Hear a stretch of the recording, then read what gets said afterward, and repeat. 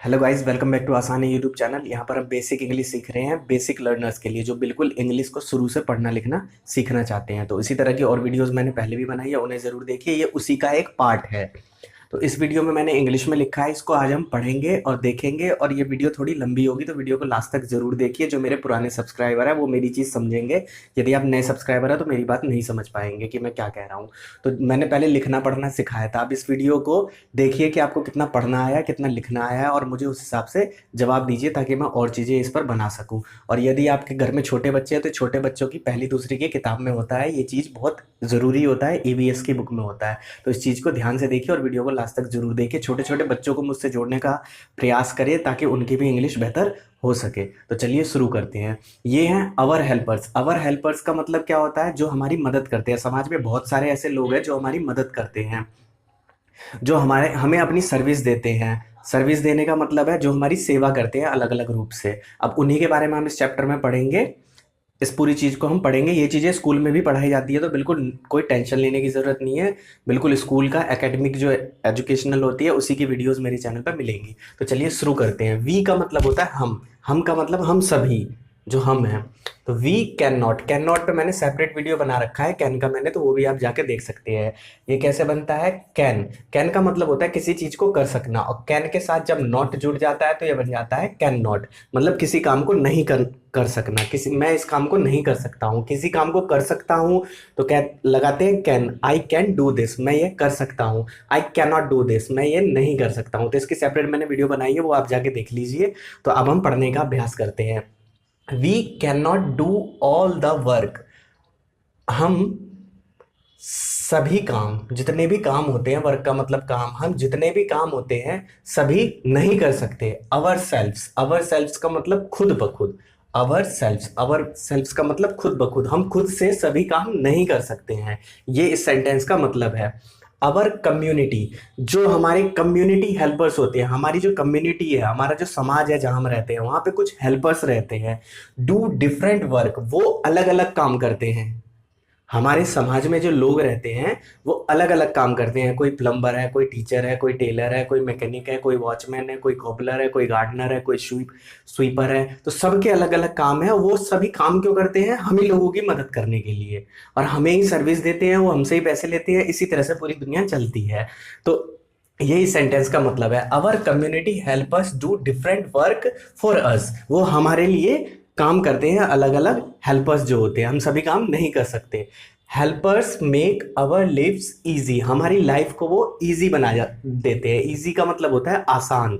Helpers का मतलब मदद करने वाले। We should respect all our helpers, should का मतलब होता है चाहिए।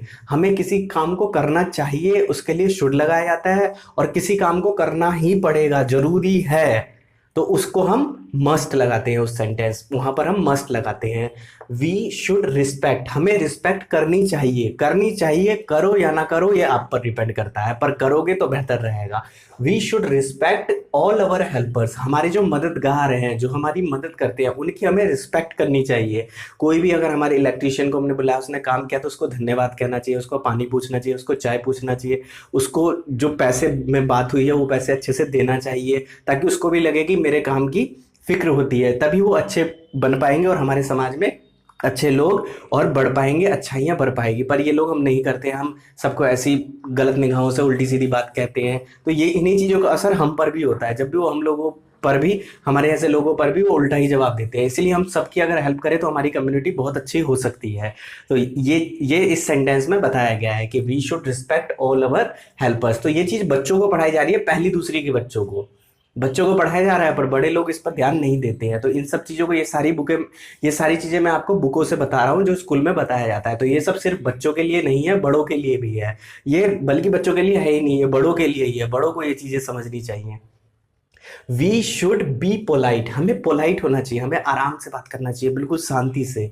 टू अवर हेल्पर्स, हमें अपने हेल्पर्स के लिए पोलाइट होना चाहिए, बिल्कुल कोई गुस्से वाली चीज़ नहीं होनी चाहिए, बिल्कुल आराम से उनसे बात करना चाहिए। We should be polite our helpers, हमें अपने हेल्पर्स के प्रति पोलाइट होना चाहिए। अब ये हेल्पर्स होते क्या हैं और ये क्या क्या काम करते हैं, तो इस वीडियो अभी इस पार्ट में मैं सिर्फ आपको बता रहा हूँ कि क्या होते हैं। इसी वीडियो को लास्ट तक जरूर देखिए, अब फिर पता भी चलेगा इन इंग्लिश की ये काम क्या करते हैं। TEACHER teacher, DOCTOR doctor. तो इसी तरह से ये सेंटेंसेस से छोटे छोटे बच्चों की बुक में होता है, और छोटे छोटे बच्चों पे जरूर ध्यान दीजिए, या जिनके इंग्लिश वीक है उन तक इस वीडियो को जरूर पहुंचाइए।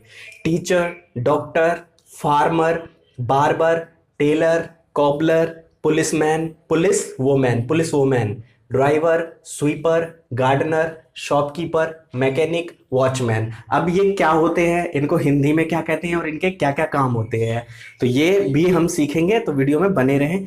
टीचर का मतलब होता है अध्यापक, पढ़ाने वाला। वो कोई भी पढ़ाने वाला हो सकता है, जो कोई भी चीज पढ़ाता हो, सिखाता हो, उसे टीचर कहते हैं।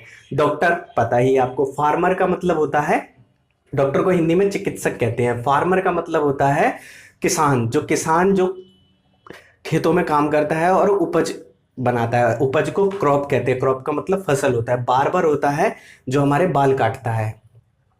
टेलर का मतलब होता है दर्जी। कॉबलर का मतलब होता है मोची। पुलिसमैन का मतलब पुलिस वाला। और पुलिस वोमैन का मतलब औरत होता है, और मैन का मतलब आदमी। तो पुलिस मैन मतलब पुलिस वाला, और पुलिस वोमैन मतलब पुलिस वाली। जो पुलिस में लड़की हो, औरत हो, उसे हम पुलिस वोमैन कहते हैं। ड्राइवर का मतलब पता ही है, ड्राइवर को तो इंग्लिश में हम ड्राइवर ही बोलते हैं। स्वीपर होता है जो साफ सफाई करता है, झाड़ू लगाने वाला। गार्डनर वो होता है जो गार्डन की देखभाल करता है। शॉपकीपर होता है दुकानदार अपने पैसे कमाने के लिए तो बैठा ही है, साथ में हमारी बहुत हेल्प भी करता है। यदि हमारे घर के आसपास दुकान है तो हमें बड़े आसानी से वहां पर सामान मिल जाता है। यदि अगर हम वो दुकान ना हो तो हमें दूर दुकान पे जाना पड़ेगा, तो वो भी एक तरह से हमारी हेल्प करता है। हमारे पास में दुकान है, हमें फैसिलिटी दी हुई है, तभी वो उन चीजों को हमारे पास में रहकर थोड़ा सा रेट ज्यादा देता है, मतलब कि वो अपना पूरा जो प्रिंट रेट होता है उसी पे देता है। तो शॉपकीपर भी हमारी हेल्प के लिए होता है। Mechanic, watchman. अब इसी चीज को मैं दूसरे पार्ट में दूंगा, क्योंकि ये वीडियो की लेंथ काफी लंबी हो गई है, तो मैं इस वीडियो को ज्यादा लंबा नहीं बनाऊंगा। इसी को थोड़ा समझाते समझाते थोड़ा लेट हो गया, तो अगले पार्ट में अब हम टीचर का, डॉक्टर का, फार्मर, बार्बर, इनके क्या क्या काम करते हैं इनको इंग्लिश में पढ़ के देखेंगे। इस वीडियो को बनाने का लक्ष्य ये है कि हम चीजों को पढ़ सके और समझ सके, इंग्लिश को पढ़ सके और उसे समझ सके। यही लक्ष्य है इस वीडियो को बनाने का, ना कि एक ही वीडियो में मैं पूरी इंग्लिश नहीं सीख सकते, वो सिखाना नहीं चाह रहा हूं मैं। धीरे धीरे छोटे छोटे वीडियोस के द्वारा आसान है चैनल पर, आसान है भाषा में, आसान शब्दों के साथ आपको सिखाने का प्रयास कर रहा हूं, और सब चीज को आसान बनाने की कोशिश कर रहा हूं। कुछ चीजें अच्छी हो रही है, कुछ चीजें अच्छी नहीं हो रही है, तो जैसा आप सपोर्ट करेंगे वैसे वैसे और मैं वीडियोस बनाता रहूंगा। तो वीडियो को लास्ट तक देखने के लिए धन्यवाद। आगे इसकी दूसरा पार्ट भी जरूर आएगा।